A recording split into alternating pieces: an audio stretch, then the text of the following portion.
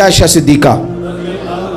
رضی اللہ تعالیٰ عنہ فرماتی ہیں ایک عورت تھی اور اسے نبی پاک صلی اللہ تعالیٰ علیہ وسلم نے وہ کلمہ پڑھ کے مسلمان ہوئی، مدینہ طیبہ آ گئی تو حضور نے مسجد نبوی شریف میں اس کے لیے مکان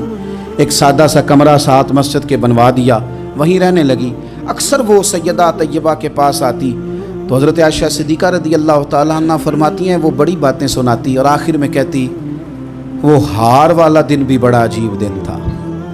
اور میرے رب کی قدرتوں کا دن تھا، وہ بھی بڑا عجیب دن تھا۔ سیدہ عائشہ صدیقہ رضی اللہ تعالیٰ عنہ ایک دن فرمانے لگی کہ تو ہار والے دن کا بڑا ذکر کرتی ہے، وہ کیا دن تھا؟ تو خاتون کہنے لگی اماں جی وہ دن تھا جب میرے رب پر بھروسہ اور مضبوط ہو گیا، جس دن میرا اپنے رب پر توکل اور بڑھا، میرے ایمان میں یقین میں اور پختگی آئی۔ کہنے لگی میں ایک گھر کی کنیز تھی، نوکرانی تھی، اس گھر میں ایک بچی تھی جس کے پاس سونے چاندی ہیرے جواہرات کا ہار تھا۔ اس زمانے میں چمڑے کے اوپر لوگ ہیرے جواہرات لگاتے تھے، کئی دفعہ سرخ رنگ کے چمڑے پہ لگائے جاتے تھے، وہ بچی پہنتی تھی تو کہتی ہیں وہ بچی کے اس نے اتار کے رکھا یا اس سے گرا وہ ہار تو چیل اسے اٹھا کے لے گئی گوشت سمجھ کے اور میرے سامنے اٹھا کے لے گئی۔ گھر والوں نے مجھ سے پوچھا، یہ بخاری میں موجود ہے، گھر والوں نے پوچھا مجھ سے کہ وہ ہار کہاں ہے تو میں نے کہا چیل اٹھا کے لے گئی۔ گھر میں کچھ چوری ہو جائے تو سب سے پہلا الزام کس پہ لگتا ہے؟ ملازمین پہ۔ کہتے انہوں نے مجھے بڑا مارا، بڑی تکلیف تھی، حتیٰ کہ میری شرمگاہ تک کی تلاشی، میری عزت اتنی خراب کی میں بتا نہیں سکتی۔ میں نے اپنی زندگی میں ایک واقعہ دیکھا، ایک امیر گھر میں چوری ہو گئی، ملازم کو اتنا مارا کہ وہ چارپائی پہ پڑ گیا، پولیس والوں سے اتنی مار پروائی گئی کہ وہ بیچارہ چارپائی پہ پڑ گیا اور پھر وہ اتنا بیمار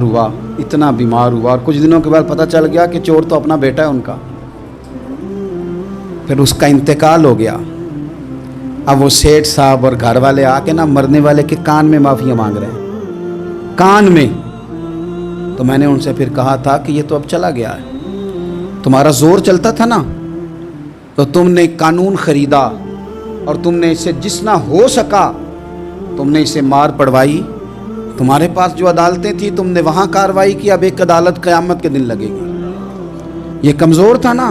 کچھ کر نہیں سکا۔ میرے نبی پاک صلی اللہ علیہ وسلم نے فرمایا سن لو، اگر سینگ والی بکری نے بغیر سینگ والی بکری کو تکلیف دی ہوگی نا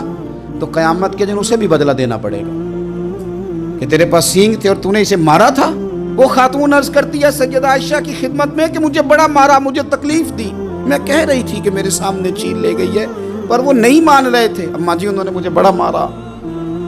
حضرت عائشہ صدیقہ کہتی ہیں پھر کیا ہوا؟ کہنے لگی اماں جی جب کوئی میرا مددگار نہ رہا، مجھے تکلیف دے رہے تھے، رسوا کر رہے تھے، تو میں نے اپنے رب سے مدد چاہی،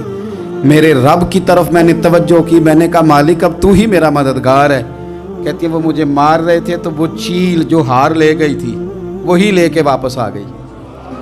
اور ہمارے سروں کے قریب لا کے اس نے جب اس ہار کو پھینکا